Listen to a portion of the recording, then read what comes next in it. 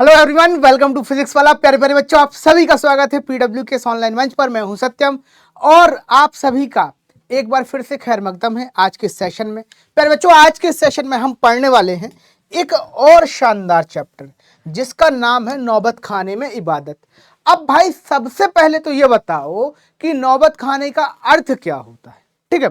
फिर हम अपनी चर्चा को विस्तार देंगे, आगे ले जाएंगे। बताओ जल्दी बताओ कि नौबत खाने का मतलब होता क्या है, ठीक है। अब देखो, कुछ बच्चों को तो पता होगा, जिन बच्चों को नहीं पता उनको मैं बता दूं। नौबत खाने का मतलब होता है जहां पर साजो सामान, नाचने गाने का जो सामान रखा जाता है उस कक्ष को नौबती कहा जाता है, ठीक है। नौबत खाना कहा जाता है। एक और अर्थ निकलता है, ठीक है। जैसे जो दरवाजे होते हैं ना, और जो बहुत भव्य दरवाजे होते हैं, ठीक है, जैसे मंदिरों के दरवाजे हुए, किलों के जो दरवाजे हुए, उनके कोने जो होते हैं ना, जो इसको दुर्ग बोलते हैं, ठीक है, जो जहां ऐसी चीजों को बनाया जाता है उसे भी नौबत खाना बोलते हैं, ठीक है। तो नौबत खाने के कई अर्थ होते हैं। अब भाई यहां पर चैप्टर के अंदर बताया गया है कि नौबत खाने में इबादत की गई है। इबादत यानी कि पूजा, ठीक है। अब भाई नौबत खाने में कैसी इबादत की जाती है, क्या उसका महत्व होगा, ठीक है, और कौन है ऐसी इबादत करने वाले, इन तमाम विषयों पर आज हम चर्चा करने वाले हैं। तो चलिए बच्चों, चर्चा को विस्तार देते हैं और बात करते हैं नौबत खाने में इबादत की। इस चैप्टर को लिखा है यतीन्द्र मिश्र जी ने। तो देखिए भैया, ये जो चैप्टर है ना, ये भारत के महान जो संगीतकार हैं उनका रेखा चित्र है। रेखा चित्र मतलब जीवन की जो प्रमुख प्रमुख घटनाएं हैं उनको ना बिंदुवार तरीके से एक पाठ के रूप में उतारा जाता है, एक वर्णन के रूप में लिखा जाता है। उसी वर्णन को हम कहते हैं रेखा चित्र। तो चलिए बच्चों, बात करते हैं आज के रेखा चित्र की। क्या कहा जा रहा है, पाठ का सार क्या है, आइए। सबसे पहले जो बताया जा रहा है, बालाजी मंदिर में शहनाई, ठीक है। तो देखिए, समय है 1916 से 1982 के आसपास, सॉरी 1922 के आसपास का। अब यहां होता यह है कि काशी के पंचगंगा घाट पर बालाजी मंदिर की ड्योढ़ी से मंगल ध्वनि आ रही है। मंगल ध्वनि मतलब किसकी ध्वनि, शहनाई की ध्वनि। आपसे प्रश्न पूछ सकता है कि शहनाई को मंगल ध्वनि का नायक क्यों कहा जाता है भाई साहब। तो क्यों कहा जाता है, ये सारी चीज हम पढ़ते पढ़ते समझेंगे। देखिए होता क्या है, मंगल ध्वनि आ रही है। अमरुद्दीन यानी अब्दुल्ला खां अभी 6 साल का है और बड़ा भाई शमसुद्दीन 9 साल का है। अब यहाँ पर बेटा कुछ चीजें जो है वो आपको महत्वपूर्ण तरीके से याद रखना है। जैसे अमरुद्दीन की आयु कितनी है, शमसुद्दीन की आयु कितनी है, अमरुद्दीन शमसुद्दीन का कौन है, शमसुद्दीन अमरुद्दीन के किस संबंध में आता है, क्योंकि यहाँ से एमसीक्यूज फॉर्म होते हैं, ठीक है। इसलिए इन सारी चीजों को ध्यान में रखना है। फिर देखिए कहानी आगे बढ़ चलती है और आगे हमें पता चलता है कि उनके मामू जान सादिक हुसैन और अली बख्श देश के जाने माने शहनाई वादक हैं। वे अपने दिन की शुरुआत बालाजी मंदिर की ड्योढ़ी से करते हैं। वे मुल्तानी, कल्याण, ललित और भैरवी रागों की बातें कर रहे हैं। अमरुद्दीन को कुछ नहीं पता कि राग किस चिड़िया का नाम है। तो देखिए भैया जी, होता यह है कि बालाजी मंदिर से शहनाई की आवाज आ रही होती है। वहां पर दो बच्चे अमरुद्दीन और शमसुद्दीन जो हैं उपलब्ध होते हैं, खड़े होते हैं, ठीक है। अमरुद्दीन जो है वो 6 साल का है और शमसुद्दीन जो है वो 9 साल का है, ठीक है। अमरुद्दीन आगे जाकर एक महान संगीतज्ञ बनता है जिसका नाम ही उस्ताद बिस्मिल्लाह खां होता है, ठीक है। शमसुद्दीन उनके बड़े भाई हैं। अब ये दोनों भाई जो हैं वो मंदिर की डोरी पर हैं, ठीक है। और इनके जो मामू जान है सादिक हुसैन जो हैं और जो अली बख्श है, वो जो है राग की चर्चा कर रहे हैं कि भाई जो मुल्तानी है वो किस तरीके से बजाया जाए, और कल्याण राग के विषय में क्या विचार है। तो इस तरीके से रागों की चर्चा हो रही है। पर राग किस चिड़िया का नाम है, मेरे मामू जान किस विषय में बात कर रहे हैं, ये तो मुझे पता ही नहीं चल रहा है। ऐसा किसका विचार है, ऐसा जो विचार है वो अमरुद्दीन का विचार है। और इस तरीके से चैप्टर का ये वाला जो पार्ट है, जो चैप्टर का पहला भाग है, वो कंप्लीट हो जाता है। चलिए आगे बढ़ते हैं। फिर देखिए क्या होता है, समय पलटता है। अमरुद्दीन जो है वो अब बड़ा हो चुका है और अमरुद्दीन की उम्र कितनी हो गई है, अब 14 वर्ष हो गई है, ठीक है। और अमरुद्दीन पर रसूलन बाई और बतूलन बाई का प्रभाव पड़ने वाला है। कैसे पड़ेगा, आइए पढ़ पढ़ के समझ लेते हैं। अमरुद्दीन अब 14 वर्ष का है। उसे प्रतिदिन बालाजी मंदिर में रियाज करने जाना पड़ता है। वह उस पूरे रास्ते को पसंद करता है जिस पर रसूलन बाई तथा बतूलन बाई नामक दो बहनों का ठिकाना है। यह सुबह सुबह ठुमरी, टप्पे या दादरियां गाती मिलती हैं। अब्दुल्ला मानते हैं कि बचपन में इन्हीं दोनों बहनों ने उन्हें संगीत की प्रेरणा दी है। तो भाई होता यह है कि अमरुद्दीन जो हैं यानी कि बिस्मिल्लाह साहब जो हैं वो एक 14 वर्ष की बच्चे की अवस्था में हैं और उस उम्र में वो जो है रसूलन भाई और बतूलन भाई के घर से गुजरा करते थे, मतलब रास्ते में घर था और उसी रास्ते से वो जाया करते थे और उन दोनों बहनों को संगीत की जो अभ्यास है वो करते सुना करते थे। और ऐसा खान साहब का मानना भी था कि यही जो प्रेरणा थी रसूलन भाई और बतूलन भाई का जो संगीत था वही जो है वो खान साहब की प्रेरणा बनता है और इसी प्रेरणा का आधार लेते हुए खान साहब एक अच्छे संगीतकार बनती। ठीक है, आगे देखिए। फिर बात जो है इस बात में कहानी शिफ्ट हो जाती है शहनाई के इतिहास में। तो बेटा शहनाई का जो इतिहास वाला पार्ट है ये आईएमपी है, ठीक है, बहुत महत्वपूर्ण है। परीक्षा चाहे जो भी हो, ये चैप्टर चाहे जहां भी आए, चाहे आपके सीबीएसई बोर्ड में आ रहा हो, चाहे आपके एमपी बोर्ड में आ रहा हो, चाहे झारखंड बोर्ड में आ रहा हो, ठीक है, किसी भी बोर्ड में ये चैप्टर आ रहा हो, शहनाई वाला जो पार्ट है, ठीक है, वहां से प्रश्न आता है। बिहार बोर्ड में भी इस वाले से प्रश्न जो है वो आता है, क्योंकि ये वाला जो चैप्टर है ना ये बिहार बोर्ड में भी है, ठीक है, तो यहां से प्रश्न जरूर आता है। खास तौर पर शहनाई का उल्लेख तो पूछ ही लेता है। तो अब इस चीज को बहुत ध्यान से समझो क्या है। शहनाई का उल्लेख वैदिक इतिहास में नहीं मिलता, ठीक है, तो यहां से एमसीक्यू फॉर्म होता है कि शहनाई का उल्लेख कहां नहीं मिलता। ऑप्शन में हो सकता है वैदिक इतिहास में। अब भाई वैदिक इतिहास में नहीं मिलता तो कहां मिलता है, तो भाई आगे चर्चा को विस्तार देते हुए लेखक महोदय बताते हैं अरब देशों में फूंक कर बजाए जाने वाले वाद्य यंत्रों को नए कहा जाता है। ठीक है, क्या कहा जाता है, नए। इस चीज को याद रखिएगा कि नए किसे कहते हैं। शाह नाए मानी जाती है, मतलब शाह मतलब जो सबसे श्रेष्ठ हो, सबसे उत्कृष्ट हो, और नाय मतलब बजाने वाले यंत्रों में। तो शाहनाई का अर्थ है ऐसे तमाम वाद्य यंत्र जिन्हें जो फूकने की श्रृंखला में, जो फूक कर बजाए जाते हैं उस श्रृंखला में सबसे आगे है, उसे ही शहनाई कहा जाता है। ठीक है, फिर आगे बात बढ़ जाती है। 16वीं शताब्दी में तानसेन ने जो बंदिशें रची उसमें शहनाई का उल्लेख हुआ है। अवधि के परंपरागत गीतों और चैती में शहनाई का उल्लेख बार बार मिलता है। दक्षिण भारत के मंगल वाद्य नाग स्वरूपम की तरह शहनाई प्रभाती की मंगल ध्वनि का सूचक है। तो यहां से बेटा शहनाई की चर्चा हमें पूर्ण हो जाती है। अब यहां पर एक चीज और है, पूछ ले आपसे सुशिर वाद्य, ठीक है, सुशिर वाद्य क्या कहलाते हैं, तो ऐसे तमाम वाद्य जो फूक कर बजाए जाते हैं सुशिर वाद्य कहलाते हैं। ठीक है, शहनाई कैसा वाद्य यंत्र है, तो सुशिर वाद्य यंत्र है, ये याद रखिएगा। शहनाई का इतिहास हमने यहाँ समझ लिया। चलिए बच्चा आगे बढ़ते हैं। अगले क्रम में बात पता चलता है कि बिस्मिल्लाह खां साहब की मनोकामना क्या है।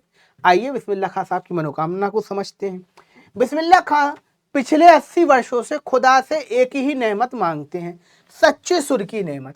इसी के लिए वे रोज खुदा के सामने झुकते हैं। वे खुदा से कहते हैं, खुदा मुझे ऐसा सच्चा स्वर दे जिसकी तासीर से लोगों की आंखों से आंसू निकल आए। उन्हें विश्वास है कि खुदा एक दिन उन्हें सुर का फल अवश्य देगा। वास्तव में बिस्मिल्लाह खां साहब की स्थिति उस हिरन जैसी है जिसकी गमक उसकी नाभि में होती है परंतु उससे बाहर खोजता फिरता है। ठीक है, अब यहां पर जो है ना महक है, महक है, महक। ठीक है, अब देखो यहां पर क्या बात कही जा रही, बात ये कही जा रही है कि बिस्मिल्लाह खां साहब खुदा से यही मांगते हैं, अपने अल्लाह ताला से मांग रहे हैं कि अल्लाह ताला मुझे ना ऐसा सुर दे दो कि जो जिसके कान में पड़ जाए वो सुर तो उसकी आंखों से आंसू झरने लगे, मतलब सच्चे सुर की नीमत मांग रहे हैं। ठीक है, संगीतकार का सबसे बड़ा जो लक्ष्य होता है बेटा एक सच्चे संगीतकार का, वह यही है कि जब वह परफॉर्मेंस दे, ठीक है, यानी कि अगर गाने वाला है तो जब वो गाए, या बजाने वाला है तो जब वो बजाए तो जो भी उसका श्रोता है वो झूम उठे। ऐसा ही खां साहब मांगते हैं अपने अल्लाह ताला से। और इस स्थिति को देखकर लेखक ये बताता है कि खां साहब की जो स्थिति है वो कस्तूरी मृग के जैसी है, कि ये क्वालिटी उनके अंदर है, जैसे कस्तूरी मृग के अंदर महक जो है कस्तूरी हिरन में भी आती है, लेकिन वो महक के चक्कर में संसार भर में यहाँ वहाँ वहाँ वहाँ घूमता फिरता है।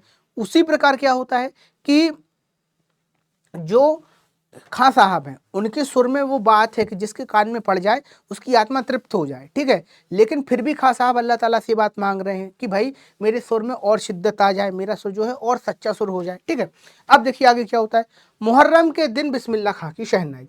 तो भैया यहाँ पर हम ये समझने वाले हैं कि बिस्मिल्लाह खां साहब मुहर्रम के दिन किस तरीके से पेश आती थी। बिस्मिल्लाह खां की शहनाई के साथ मुहर्रम का त्यौहार जुड़ा है। मुहर्रम पर शिया मुसलमान हजरत इमाम हुसैन और उनके कुछ वंशजों के प्रति शोक मनाते हैं। पूरे 10 दिन उनके यहाँ कोई ना कोई संगीत का कार्यक्रम कोई संगीत का कार्यक्रम होता है, ना शहनाई बजाई जाती है। 8वीं तारीख को अब्दुल्ला दालमंडी में फातमान से 8 किलोमीटर की दूरी तक पैदल चलकर शोक मनाते। उस दिन अन्य कोई राग रागनी नहीं बजती। अब्दुल्ला की आंखें शहादत की याद में नम रहती हैं। शोक मनाया जाता है। ऐसे अवसर पर अब्दुल्ला का मानवीय चेहरा पेश होता है। तो बेटा यहाँ पर बताया जा रहा है कि जब मुहर्रम का समय आता था, मुहर्रम का जब पर्व आता था, तो खां साहब जो है वो जो उस त्यौहार की जो रिवायत थे, सारे त्यौहार की रिवायतों को पूरा किया करते थे, ठीक है, और अपना जो मानवीय चेहरा है वो लोगों के सामने प्रस्तुत किया करते थे, ठीक है। आगे बढ़ते हैं और बात करते हैं आगे की। सुलोचना के प्रशंसक भी थे। देखो, हर व्यक्ति के अंदर अपने एक शौक होते हैं, अपना एक जिंदगी जीने का लुत्फ होता है। उसी तरीके से खां साहब की जिंदगी जीने का जो लुत्फ था वो कहीं ना कहीं संगीत की दुनिया से जुड़े होने के कारण सिनेमा से भी था। तो होता यह है कि अब्दुल्ला कभी कभी जवानी के दिनों में याद करते हैं तो कुलसुम हलवाई की कचौड़ी और सुलोचना को याद करते हैं। सुलोचना उनकी पसंदीदा हीरोइन थी। उन्हें याद करके वे खिस्स से हंस पड़ते हैं। उन्हें बचपन की अन्य अनेक बातें याद हैं। अमरुद्दीन 4 साल का ही था जब वह अपने नाना को शहनाई बजाते हुए सुनता था। उनके जाने पर वह शहनाई की भीड़ से नाना की मीठी वाली शहनाई को खोजता था। इस प्रकार उसे याद है कि जब उसके मामू शहनाई बजाते हुए सम पर आ जाते थे तो अब्दुल्ला धड़ से एक पत्थर जमीन पर मारता था। यह उसका दात देने का ढंग था, ठीक है। तो यहाँ पर बेटा हमें 2 चीज़ें पता चलती है कि खां साहब जो थे वो कुलसुम हलवाई की कचौड़ी के बड़े फैन हुआ करते थे और साथ ही साथ सुलोचना नाम की हीरोइन हुआ करती थी, उनके भी बड़े फैन थे। फिर हमें आगे पता चलता है कि खां साहब जब बच्चे हुआ करते थे तो नाना की शहनाइयों में से मीठी वाली शहनाई, जिसकी आवाज़ बहुत अच्छी है, उस शहनाई को ढूंढा करते थे, ठीक है। और जब उनके मामा जान शहनाई बजाया करते थे तो जब तक मामू जान सम पर नहीं आ जा रहे हैं तब तक जो छोटा अमरुद्दीन है शहनाई को सुनता है और पत्थर पटक कर उन्हें दाद दिया करता था, ठीक है। तो ये कुछ चीज़ें हमें उनके विषय में पता चलती हैं। चलिए आगे बढ़ते हैं, बात करते हैं आगे की। अब्दुल्ला को बचपन में फिल्म देखने का बेहद शौक था। वह मामू, मौसी और नाना से 2-2 पैसे लेकर टिकट की लाइन में लगता था और फिल्म देखता था। वह सुलोचना की कोई भी फिल्म नहीं छोड़ता था। उसे कुलसुम का देसी घी में कचौड़ी तलना भी संगीतमय लगता था, ठीक है। बेटा ये इंपॉर्टेंट है, यहाँ से क्वेश्चन बनता है कि संगीत में कचौड़ी से क्या आशा है, ठीक है। तो यहाँ पर तुम्हें बताना पड़ेगा कि भाई खां साहब जो थे वो प्रसिद्ध संगीतकार थे और संगीत से ही अपनी दृष्टि को देखा करते थे। सारी दुनिया जो थी उनके लिए संगीत में थी, इसीलिए उन्हें कुलसुम हलवाई का कचौड़ी तलना भी संगीत में लगता था, ठीक है। तो ये तमाम बातें थी। अब यहाँ पर एक चीज़ और है कि खां साहब जो थे रियाजी और स्वादी दोनों थे, ठीक है। तो यहाँ पर एक चीज़ याद रखिएगा कि रियाजी का अर्थ होता है जो रियाज करता है, जो लगातार प्रैक्टिस कर रहा है, जो प्रैक्टिशनर है, और स्वादी मतलब जो पेटू टाइप आदमी होता है जिसको खाना पीना बहुत मज़ेदार लगता है कि भाई थोड़ा सा ये मिल जाता खाने, थोड़ा सा वो मिल जाता, इस तरीके के व्यक्ति को हम क्या कहते हैं, स्वादी कहते हैं, ठीक है। तो खां साहब जितने बड़े संगीतकार थे उससे ज़्यादा या उसी लेवल पर स्वाद का आनंद यानी कि खाने का आनंद भी लिया करते थे। चलिए आगे बढ़ते हैं। अब बात करते हैं आगे की। बालाजी के प्रति असीम श्रद्धा। काशी में संगीत आयोजन प्राचीन काल से होता चला आ रहा है। हनुमान जयंती के अवसर पर संकट मोचन मंदिर में हर साल अब्दुल्ला उपस्थित रहते थे। खां साहब की काशी विश्वनाथ के प्रति अपार श्रद्धा है। जब वे काशी से बाहर होते तब भी कुछ समय के लिए विश्वनाथ व बालाजी मंदिर की तरफ मुँह करके अपनी श्रद्धा प्रकट किया करते। तो भैया होता ये है कि बालाजी मंदिर के प्रति खां साहब की अटूट श्रद्धा होती है। जब कभी संकट मोचन हनुमान पे जो है ना बहुत बड़ा मंदिर है, ठीक है, तो वहाँ पर कभी भी संगीत का आयोजन होता था तो खां साहब वहाँ उपस्थित तो रहते ही थे। साथ ही साथ क्या होता था कि जैसे मान के चलिए खां साहब कहीं बाहर चले गए, ठीक है, विदेश चले गए और वहाँ पर संगीत का प्रदर्शन करना है या संगीत पर परफॉर्मेंस देनी है, तो जहाँ भगवान शिव का मंदिर होगा यानी कि जहाँ बाबा विश्वनाथ का मंदिर है उस तरफ पहले कुछ देर बैठेंगे और संगीत बजाएंगे और फिर अपनी परफॉर्मेंस देंगे, ठीक है। तो इस तरीके से इस माध्यम से पता चलता है कि खां साहब जो है उनका रुझान जो था वो बाबा के प्रति विशेष था, ठीक है। चलिए आगे बढ़ते हैं। काशी और अब्दुल्ला का अटूट संबंध। अब यहाँ पर जो इंपॉर्टेंट है वो यहाँ से भी प्रश्न बनते हैं। अब्दुल्ला कहते हैं शहनाई और काशी से बढ़कर हमारे लिए कोई जन्नत नहीं है। हमारे पुरखों ने बालाजी मंदिर में शहनाई बजाई है, अतः हम यहाँ के मंदिर, शहनाई और गंगा मैया को छोड़कर कहाँ जाएं। काशी संस्कृति की पाठशाला है। ठीक है, ये इंपॉर्टेंट कोट है बेटा, पूछा जाता है, एमसीक्यू में भी पूछा जाता है और लघुत्तरी में भी पूछा जाता है। शास्त्रों में इसे आनंद कानन कहा गया है। शास्त्रों में आनंद कानन किसे कहा गया है? काशी को कहा गया है। इंपॉर्टेंट है, याद रखिएगा। ठीक है, यहाँ कलाधर हनुमान, नृत्य विश्वनाथ, ठीक है, कंठे महाराज, विद्याक्षरी, बड़े रामदास और मौजुद्दीन खां और अब्दुल्ला खां हैं। इन सब से उपकृत होने वाला रसिक समाज है। यहाँ की अपनी बोली और तहजीब है, उत्सव और गम है। यहाँ संगीत, भक्ति, धर्म, कला, कजरी, चैती, विश्वनाथ, बिस्मिल्लाह, गंगाद्वार मिलकर एक हो गए हैं। तो बेटा इस पूरे के पूरे पैराग्राफ में हमें यह पता चलता है कि अब्दुल्ला खां का काशी के प्रति बहुत विशेष लगाव था। और क्यों ना हो भाई, जहाँ आप जन्मे हैं, जहाँ आप बड़े होंगे, जहाँ सब चीज़ों को सीखेंगे, वहाँ आपका लगाव होगा ही। फिर इसके साथ साथ हमें यह भी पता चलता है कि काशी की परंपरा कैसी है। काशी की जो परंपरा है वहाँ पर हमें सारी संस्कृतियों का मिश्रण दिखाई पड़ता है। ठीक है, इसीलिए काशी को जो है ना, भारत की सांस्कृतिक राजधानी भी कहा जाता है। ठीक है, इस बात को याद रखिएगा। तो वही तमाम तरीके की चीजें हमें यहाँ पर देखने को मिल रही हैं। अब देखिए आगे क्या होता है। बिस्मिल्लाह खां और शहनाई का प्रभाव देखिए। अक्सर उत्सवों में शहनाई सुनकर लोग कहते ये बिस्मिल्लाह है। उनकी शहनाई का सुर और जादू सुनने वालों के सिर पर चढ़ने लगता है। शहनाई में सरगम, ताल और राग का अद्भुत मेल है। उनकी शहनाई सुनकर लोग सुभान अल्लाह कहते हैं तो अब्दुल्लाह अल्हम्दुलिल्लाह कहते हैं। बिस्मिल्लाह ने अपनी साधना से अजान की तासीर को शहनाई में समा दिया है। देखते देखते 1.5 शतक का साज 2 शतक का बन गया है। वह साजों की कतार में सरताज हो गई है।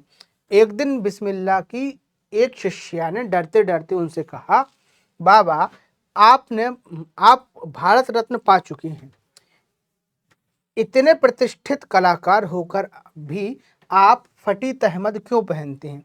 खां साहब मुस्कुराए और लाड से बोले, पगली, ई भारत रत्न हमको शहनैया पे मिला है, लुंगिया पे नहीं। तुम लोगों की तरह बनाव सिंगार देखते रहते तो उम्र ही बीत जाती, हो चुकती शहनाई। ठीक है, तो यहाँ पर बेटा हमें ये बात पता चलती है कि खां साहब जो है ना, उनकी शहनाई के अंदर बहुत ज़्यादा जो है वो गुण था। ठीक है, जादू जो कहते संगीत का जादू, ऐसी तमाम चीज़ें तो थी ही थी। साथ ही साथ एक चीज़ और थी। क्या चीज़ थी?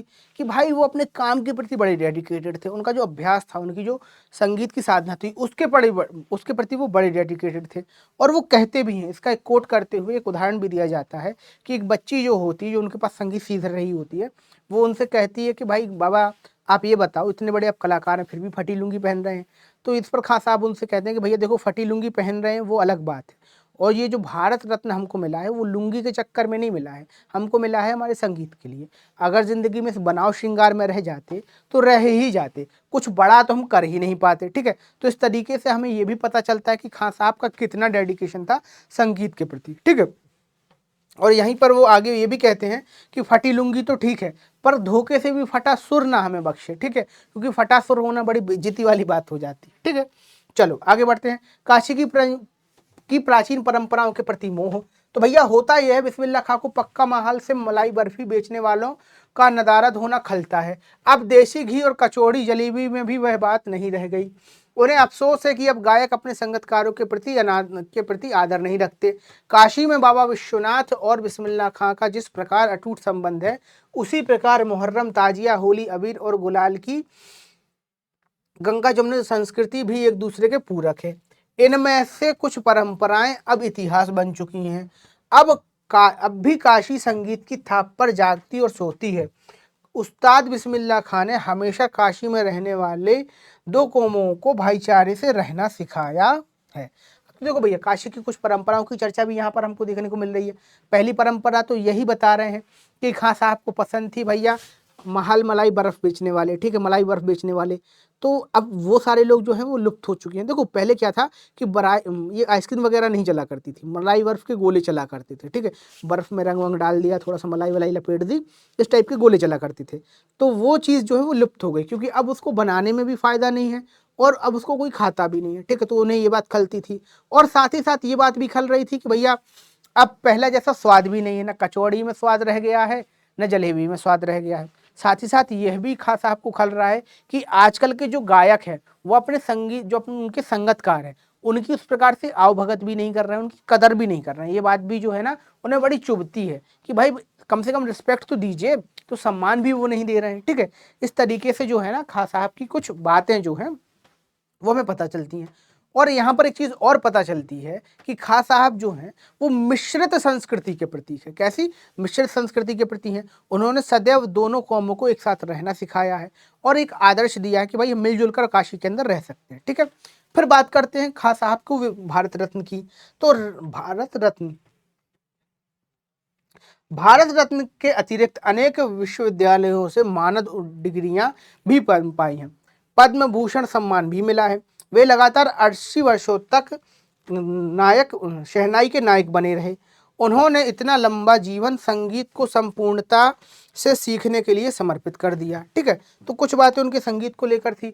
और बेटा ये था आपका चैप्टर, ठीक है। तो यहाँ तक हमने जाना कि भाई नौबत खाने में इबादत कैसे की जाती है, और ये भी हमने समझा कि ये पूरा का पूरा चैप्टर जो है वो एक कलाकार की साधना को समर्पित था। मिलते हैं अगले सेशन में, तब तक के लिए बने रहिए पीडब्ल्यू परिवार के साथ। धन्यवाद।